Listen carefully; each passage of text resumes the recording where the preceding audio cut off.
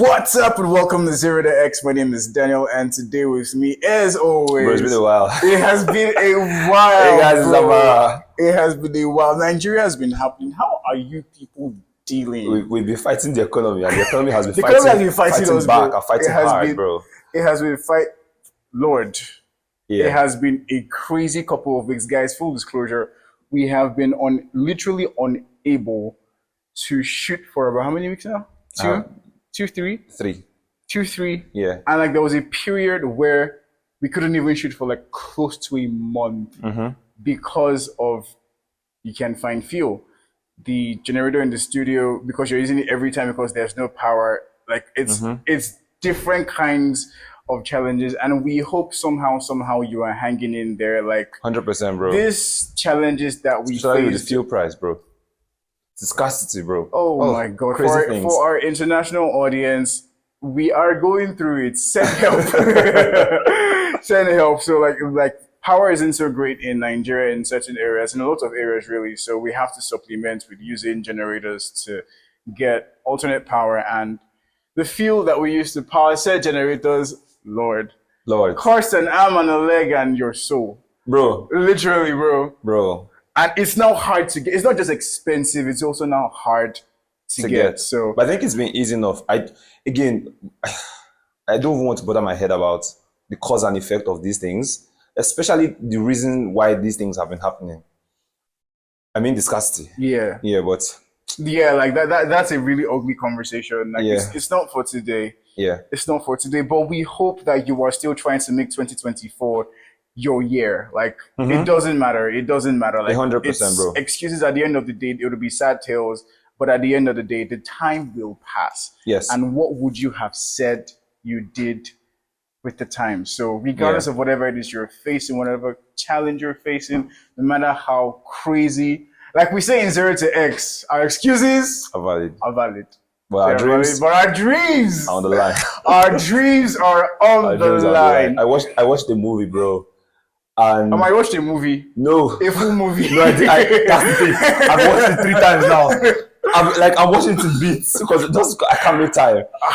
And I was watching this person on a bed, and I kid you not, I started thinking about as X listeners. I was watching this person on a bed. This person, well-to-do. I don't want to go into too much detail because people might be able to guess the movie.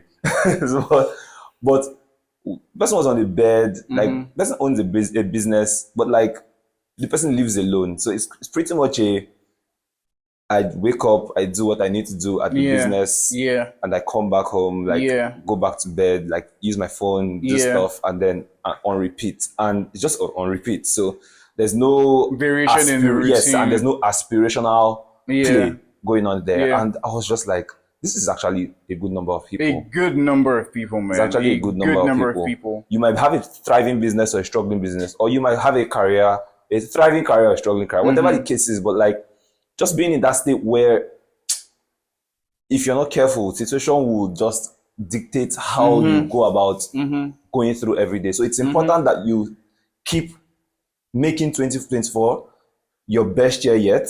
100%. Top of mind. 100%. That has to be top of mind. Yeah. That has to be top of mind. One of the biggest learnings I have made top of mind, for lack of a better way of putting it, is the fact that greatness is very intentional and very painstakingly detailed. It needs nothing that you see that is any kind of that you can describe with any kind of aspirational superlative adjective is casual. There is a great amount of intention and attention to detail behind that result, bro. In ways that forgive my use of this word. In ways that pedestrians or civilians might not appreciate. Let me help you with this conversation, because remember the video you sent to me? Which I've sent you 20 videos, bro. You have sent me it on. I think her name was Jenny Hoyos. That babe. Yeah. And she just came to mind the moment you said this. And she's an expert on virality. She is, guys, God. Like she in her words, has hacked viral content. Honestly, it feels like she has, bruh. But I'm going somewhere. Yeah. And what you just said now, the level of intentionality that it takes for greatness can sometimes be overlooked by mere civilians.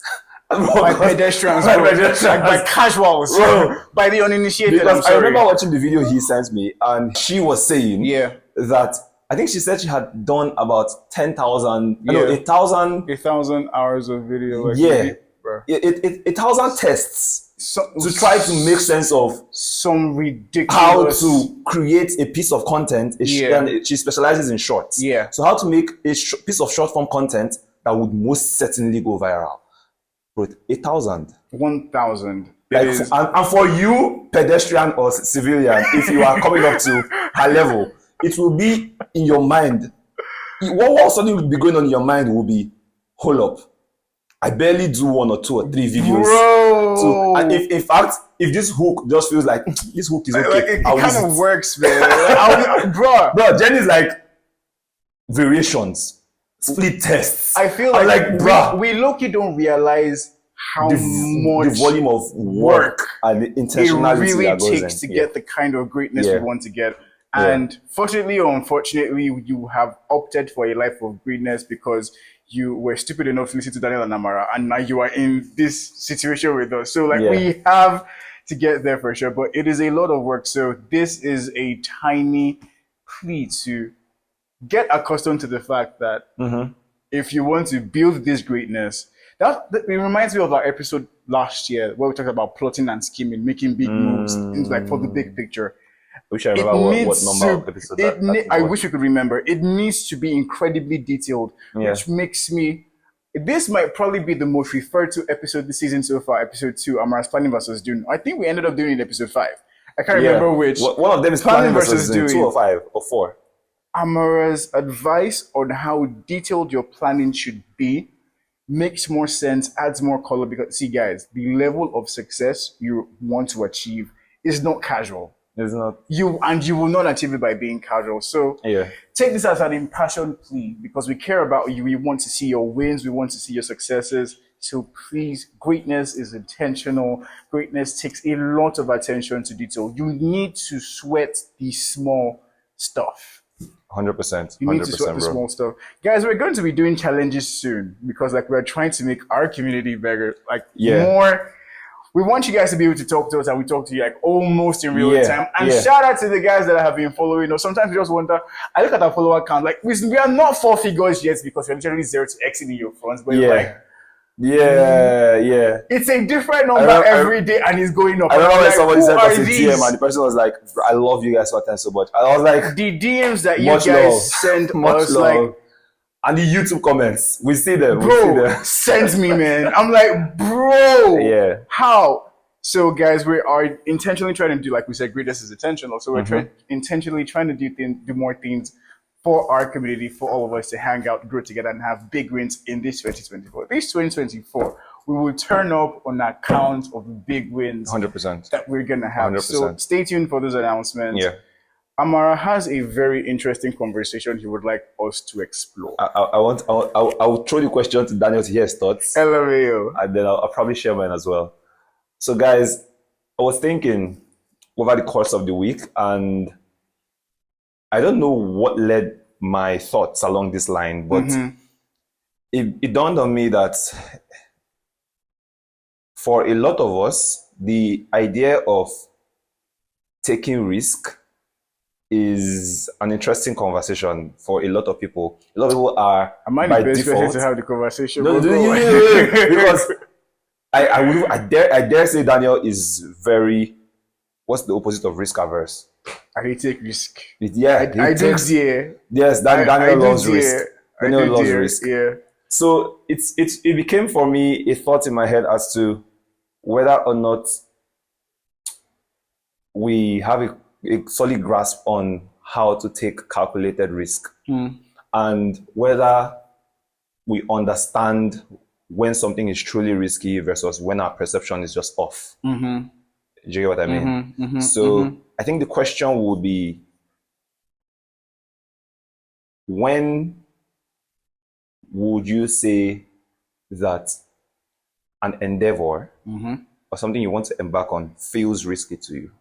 At what point will you look at something and say, this feels risky? When does it feel risky? Yeah, to you. Yeah, that's what I want to do. I think there are a couple of indicators. Number one, you are uncertain about what the results would be like. Okay, at the I end hear of the that. day. I hear that. You are uncertain about your ability to deliver, to put in the work that the results need to happen. If you feel like you're unable to, maybe you don't know the work that needs to be put in, or you are not certain, or you're not sure you can put in that amount of work, right? There might be some risk to it. If it's risk comes with things that are with frontiers that are uncertainty that are unexplored. Yes. Because yes. if you have done this before, like it's as natural as brushing your teeth, right? It's not necessarily a risk. Okay, let me try to paint a picture to help you guide your thinking process. I'm doing my very best because, like Amara said, I have a high tolerance for risk, so I'm doing my very best. I need the perspective. To dull myself. I need the perspective. So say you currently are into real estate, and then you own one or two businesses here and there, right? And somebody comes to you with this business idea to get into, let's say, flipping houses. How would you perceive that from a risk standpoint? And then I'll use another one. Let's use flipping houses first. I definitely understand what you mean. I understand the scenario. So for me, like Amara said, like we think and this has been since last year, so God has done well for me. Right? Where are you going? We calm down. Like new opportunities and whatnot, you have to be careful of what you say yes, what you say no to. In fact, if you are purpose driven, if you have a good handle on what it is that you're going to be doing with your life, you have the level of detail we advocate that you have, the level of planning we advocate that you need to have, you'd find out that what the things you need to do to make your life story come true the way you've imagined like it's supposed to be, you would kind of know. Do you understand? So for instance, there are some opportunities that are a dead on no, like it does not relate to what my life journey is looking like, right? So it's like saying, I know where I'm supposed to be and I have an idea of the things I'm supposed to be doing in the next 5 years, in the next 10 years, right? Yeah. So it's like, I figure out what the end is, that's your vision. Then it's like, okay, how do I reverse engineer that? How do I walk that back? What are the things I need to have done 3, 6, 12 months? Yeah. So that, I personally have this in a document. Amara has this on a dashboard. It's a system. It's a thing, right? So, but I have this in a document in a system as well. So when I see opportunities that kind of align with that story, with that life journey, odds are I'm going to figure out, like, if I wasn't doing anything about that particular field, then it's something to take on. Do you get what I'm trying to say?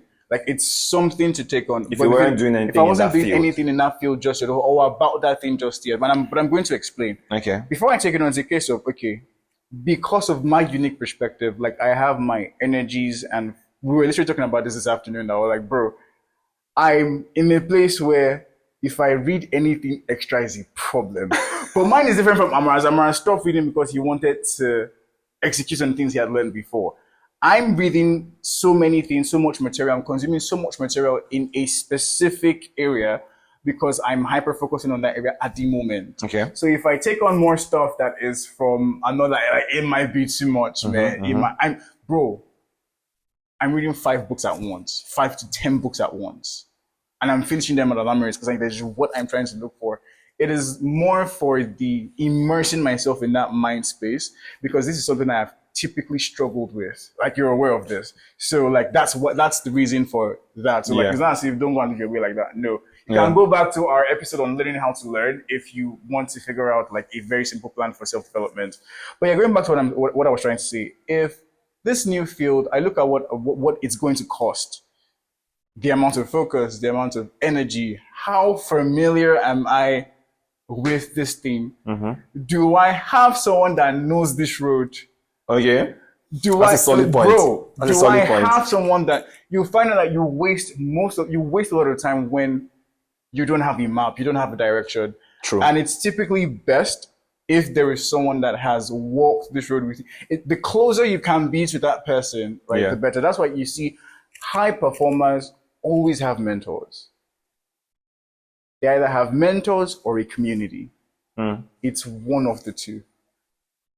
Community, if like you are the highest, if you're the best performing in that industry, like you need other people that you are bouncing ideas off real quick and creating new frontiers for that industry. If you're not the highest just yet, there's still someone to look forward to or to look up to. That's what it's like. If you have that in place, things feel less risky. That's my perspective. Like if you have you think about your energy and your focus. For me, because that's a big deal, because I apply myself across a bunch of things. So that's like a nuanced situation for me. So I think of like my focus and my energy. What is the learning curve of this thing looking like?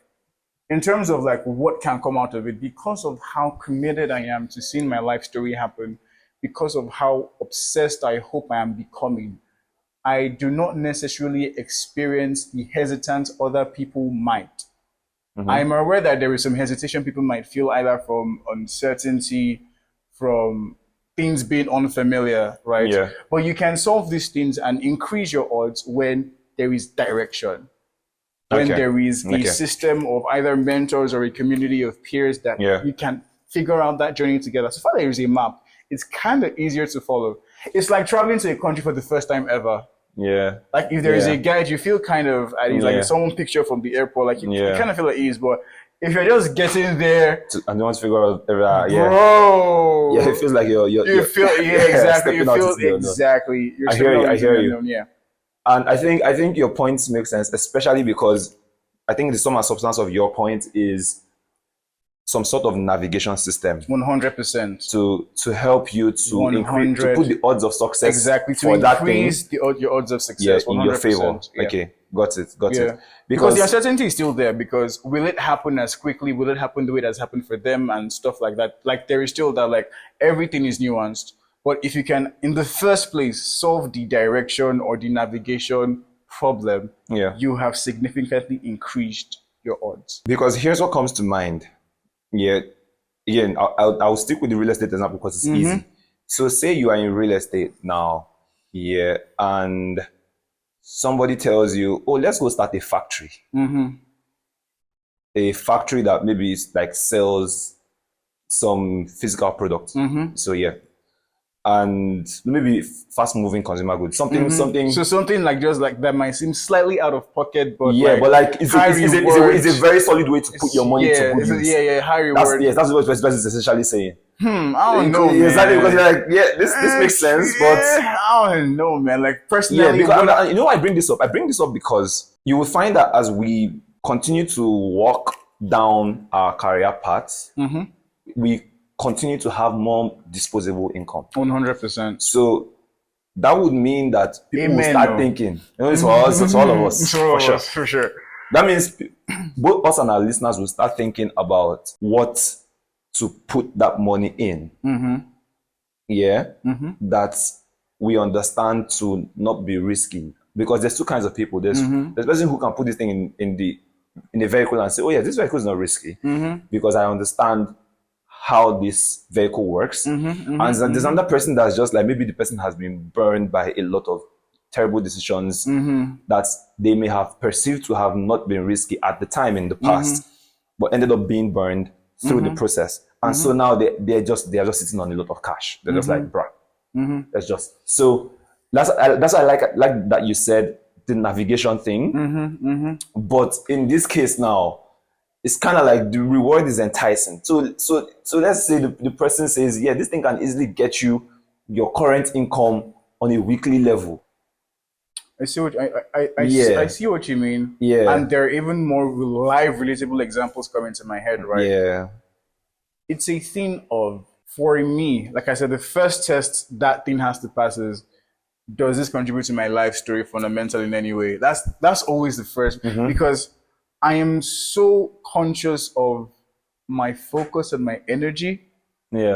Because even just the mental space of, oh, there is 1 million with this person. Well, I'm curious though. I'm very sorry to interrupt you. If you are looking through the lens of things that contribute to your life energy, I mean, my life story, like my if journey. You're looking through things that contribute to your life story first, wouldn't that mean again, perception? Wouldn't that mean that you would pass off a lot of actual great opportunities. Let's say you missed 100%. You missed the Absolutely. Bitcoin at $90 opportunity. Absolutely. Absolutely. And that's something you are at peace with. You will live with it. Life will move on. Okay. Right? Like there has to be luck can happen. Yeah. Right? Yeah. Bitcoin, as an example, was uncharted territory. Nobody knew Exactly. what this was going to become. Like we didn't know. Yeah. Right? I guess I'm like for something like this, right? If I heard about it, it's how much information do you understand? Look, I'm trying to, but I was so much younger at that age. So I don't know that if I would have the wisdom I would use to analyze it now that I would then, as I then. 100%. Let's imagine there was some other coin or technology that I was thinking of. Exactly, a piece of technology. Yeah, the way everybody caught on the NVIDIA wave. It's the more informed you are, the better it is. So this is the thing. There is what you stand the chance to lose. Let's get that out of the way. There is what you stand the chance to lose.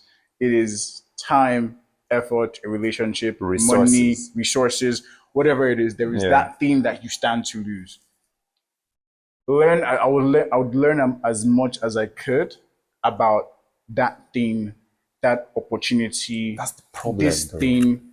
You learn as much as you can. I'm saying that the problem being you don't even have the time at this phase of your life to learn. Oh no, so that's like if it is a thing worth pursuing. Okay, so it has already passed the first litmus test.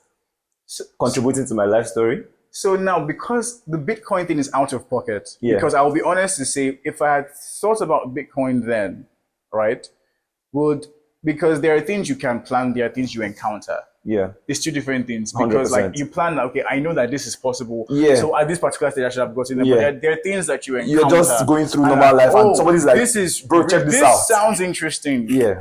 This sounds interesting. Exactly. If I look at a thing that sounds interesting, I've just zeroed my mind that, see, if I lose these 10 hours of my life reading, if I lose this $100, or if I lose this 1 million naira, or I lose, for me, how it works, because in the first place, I have an abundance mentality.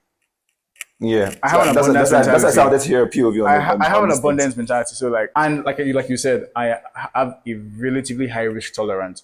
It has to be informed though. Yeah. It isn't going to be just some reckless, where is this thing coming from? No, there are questions I would ask.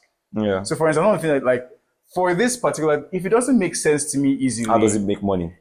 That must be clear. How does it make money? What is, like the if I don't understand if it takes a little too long, you have to over-explain it. Nah, bruh. Nah. So like, if you want to generalize to like different situations, maybe you want to try on a new, you are in a dead-end job, for instance. Dead-end job. I think a very good one is, I'm into fashion designing. I'm making money here. I may have plateaued because I get the same number of customers every month or every quarter. I want to. Somebody's like, bro, you should try. What can they tell you to try? You should try forex trading.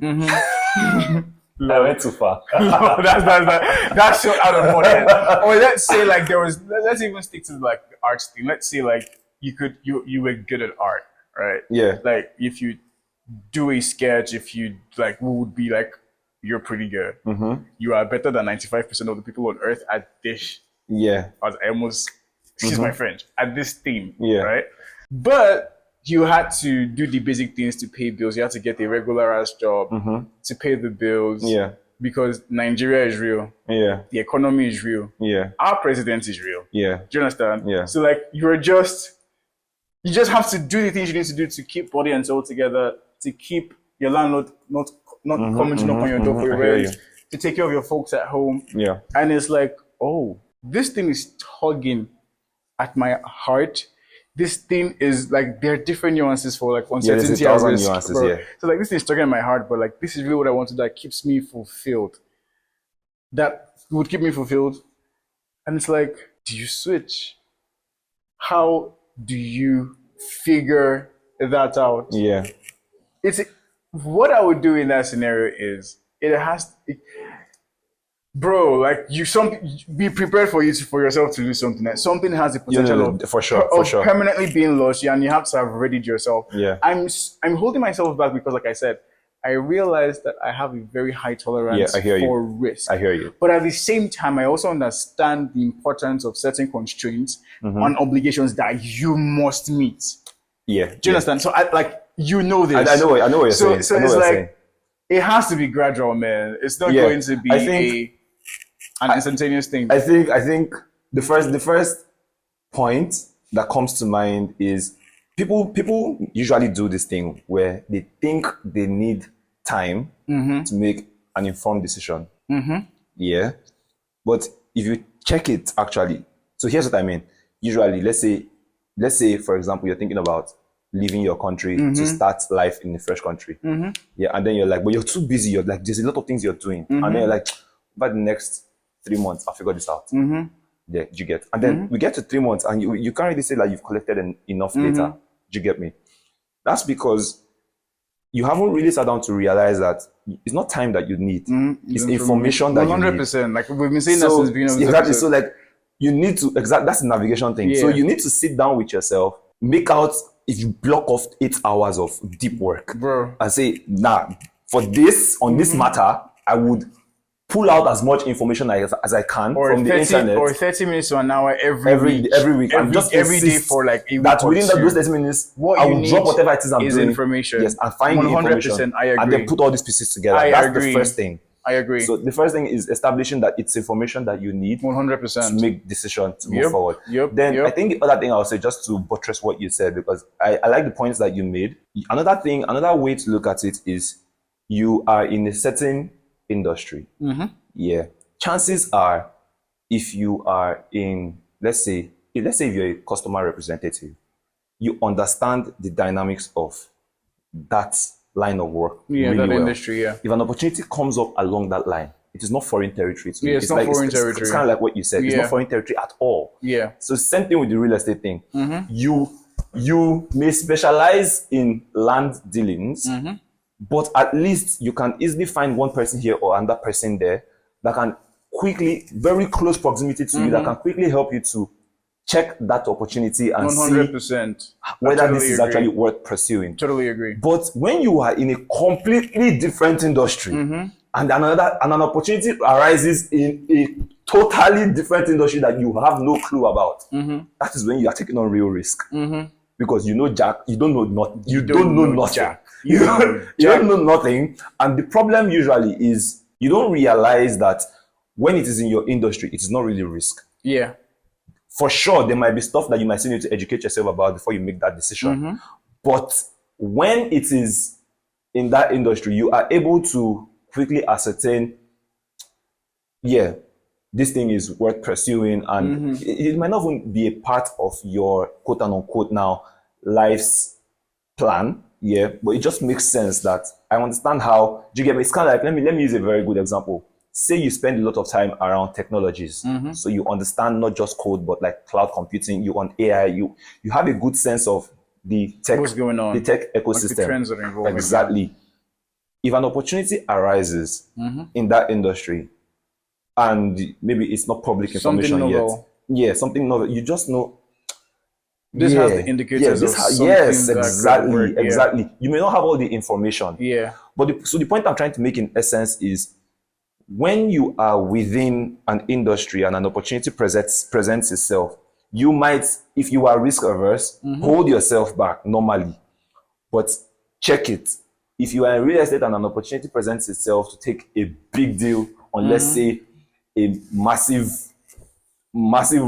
building or something that you know something this that's thing is maybe for, 10x what I'm clearly undervalued and it's going to give me like 10. Like, do you get me? Yeah, I hear what you say. I hear what you're saying, right? And we have attacked different nuanced situations, right?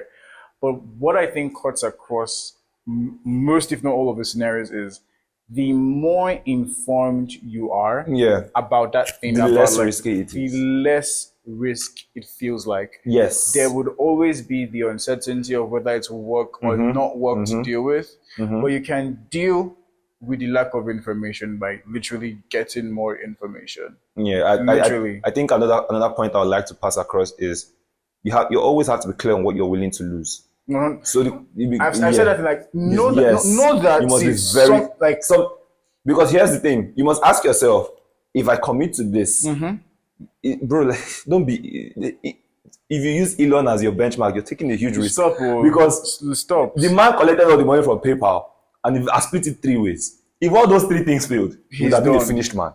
He's done. Did you get me? He's done. So that's a very classic situation where you have to ask yourself, am I willing to lose 30 million USD here, 30 million USD here, 30 million USD Elon here? isn't the typical person. Like he has me?